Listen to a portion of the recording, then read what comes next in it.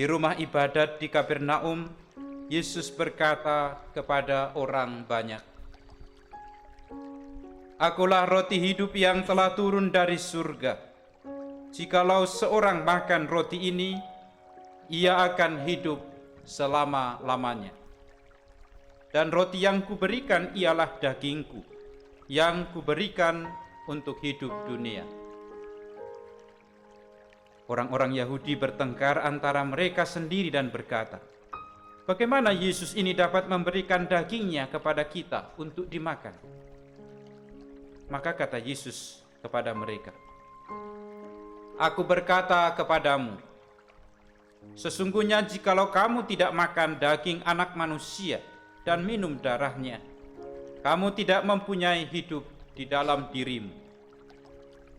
Barang siapa makan dagingku dan minum darahku, ia mempunyai hidup yang kekal, dan aku akan membangkitkan dia pada akhir zaman. Sebab dagingku adalah benar-benar makanan, dan darahku adalah benar-benar minuman. Barang siapa makan dagingku dan minum darahku, ia tinggal di dalam aku, dan aku di dalam dia. Sama seperti Bapa yang hidup mengutus aku hidup oleh Bapa. Demikian juga barang siapa memakan aku, ia akan hidup oleh aku. Akulah roti yang telah turun dari surga, bukan roti seperti yang dimakan nenek moyangmu, dan mereka telah mati. Barang siapa makan roti ini, ia akan hidup selama-lamanya."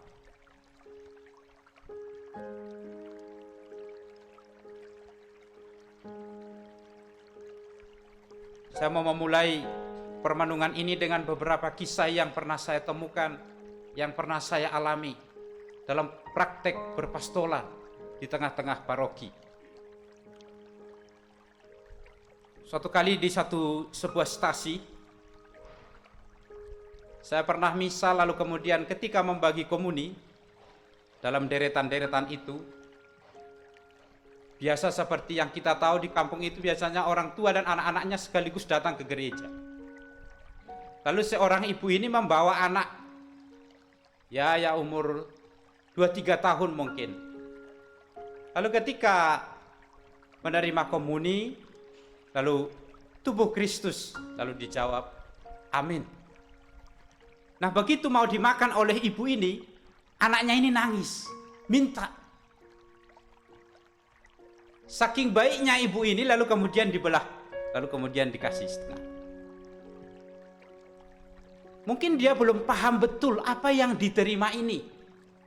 Mungkin dianggap seperti roti yang ketika antri di tempat lain. Saya harus membagi ini kepada anak saya, ketika dia nangis, diam, ini. Lalu kisah-kisah yang lain, ada juga pernah saya temukan. Suatu ketika dikisahkan, ini saya dengar dan saya pernah dengar ceritanya, di sebuah stasi, karena biasanya kalau ke stasi itu kita tidak tahu jumlah umat berapa yang datang. Kadang-kadang mereka datang sedikit, pertengahan misa mereka banyak yang datang. Nah, karena waktu dikonsekrasikan roti dan anggur ini, kita hitung secukupnya, tiba-tiba orang banyak datang. Lalu kemudian ketika bagi komuni, romonya ini membelah, dipecah tubuh Kristus. Lalu kemudian setelah itu pulang. Setelah pulang, lalu kemudian ada seorang bapak berkomentar, "Pastor ini pelit sekali. Masa kami dikasih, yang sudah tua-tua ini dikasih hanya setengah?" Sambil bergurau, lalu kemudian romonya menjawab, "Kolektemu hanya 2.000, kamu minta 1." Tapi kisah ini sebenarnya juga mau menandakan tidak mengerti apa yang diterima. Dikira masih kalau utuh itu baru sungguhan, kalau setengah atau sedikit itu baru belum sah. Lalu kisah yang ada banyak kisah tapi saya cukupkan 3. Kisah yang ketiga saya temukan juga umumnya di tempat-tempat kita di kota, di Jakarta ini juga masih banyak umat yang melakukannya. Ketika mereka terima komuni tubuh Kristus, amin, mereka jawab. Tapi begitu mereka terima tubuh Kristus di tangannya ini, tapi mereka masih menghadap salib sambil menunduk menghadap salib. Mungkin kelihatan saleh orang ini, tapi tidak mengerti apa artinya Ekaristi. Sebab yang dia pandang itu salib itu memang simbol, tapi yang dia terima itu adalah kenyataan Kristus sendiri yang dia terima. Sudah ada di hadapannya, tapi dia masih melihat gambar. Ini seperti orang tua yang merindukan anaknya, rindu anaknya ketika pulang anaknya, tapi yang dilihat-lihat fotonya. Tidak mengerti apa sesungguhnya Ekaristi.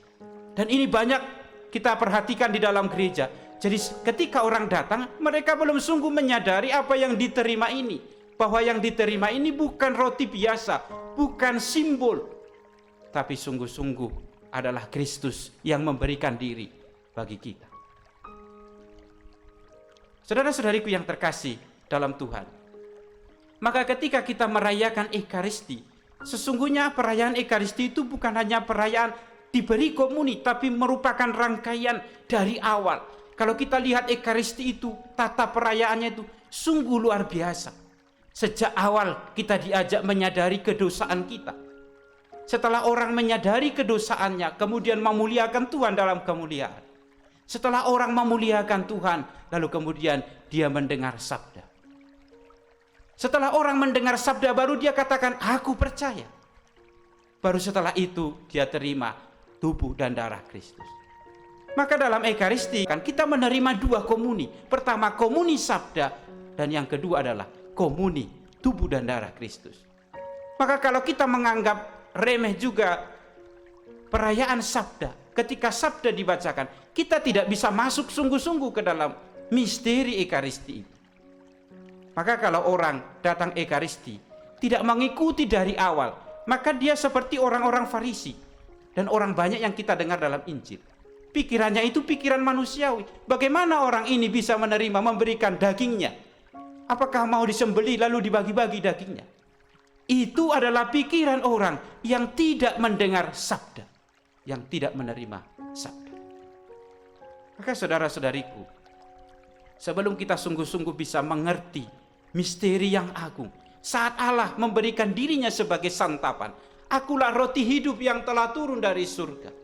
Barang siapa makan dagingku dan minum darahku, akan hidup untuk selama-lamanya.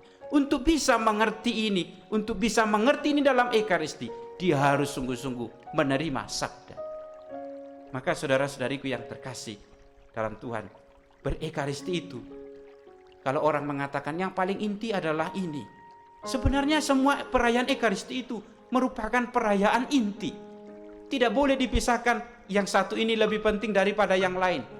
Tiba-tiba kalau perayaan mulai dari awal, orang main-main dengan tidak dengan serius. Tiba-tiba mau konsekrasi sangat serius. Itu tidak baik. Merasa bahwa peristiwa yang paling penting adalah peristiwa ini. Memang itu paling penting. Tapi kita tidak sungguh-sungguh bisa memahami peristiwa yang ilahi ini kalau kita tidak dihantar sejak awal dalam perayaan Ekaristi.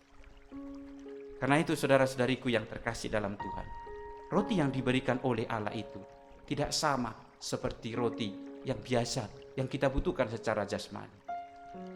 Maka pada masa-masa pandemi ini kita tahu mungkin bahwa kita tidak bisa merayakan Ekaristi. Tapi ingatlah, yang penting dalam hidup berekaristi itu adalah kerinduan. Kalau orang menerima tanpa kerinduan, itu tidak menghargai apa yang diterima. Seperti orang diberi kalau dia lagi kekenyangan, tidak terasa apa yang diberikan. Tapi kalau orang lagi rindu, lagi haus, lagi lapar, dia akan merindukan itu sungguh-sungguh. Sangat berarti. Maka saudara-saudariku, Anda semua yang tidak bisa mengikuti perayaan Ekaristi secara langsung, tidak bisa menyambut secara langsung. Komuni batin itu bukan komuni kemudian kita hanya membayangkan, bukan. Tapi kerinduan itu sudah merupakan tanda bahwa kita sudah menyambut Tuhan. Ada seorang rahib yang terkenal pada abad-abad pertengahan mengatakan bahwa kunci dalam hidup beriman itu adalah rindu. Kalau dia selalu rindu untuk bersatu dengan Tuhan, sesungguhnya dia sudah ada dalam Tuhan. Maka saudara-saudariku yang terkasih, kita rayakan Ekaristi, tapi juga harus dengan kerinduan yang sungguh-sungguh, agar kita mengerti bahwa yang diberikan oleh Tuhan ini adalah rahmat terbesar yang kita terima. Maka saudara-saudariku yang terkasih, sebagai penutup dari permenungan ini, saya mau mengisahkan kisah yang pernah dialami oleh Santo Filipus Neri ketika dia menjadi imam dan tugas di sebuah paroki.